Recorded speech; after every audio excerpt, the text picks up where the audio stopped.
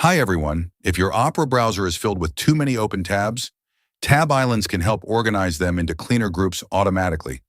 This feature groups related tabs from the same browsing session and gives each group a color-coded handle. You can collapse an island to save space or expand it whenever you need those tabs again. First, open Opera on your computer.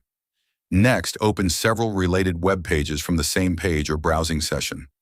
Opera may automatically place those related tabs inside a tab island. Then click the colored handle beside the group to collapse the tabs. Next, click the handle again whenever you want to expand the island and view every tab inside it. To enable automatic tab islands, click the Opera menu and open Settings.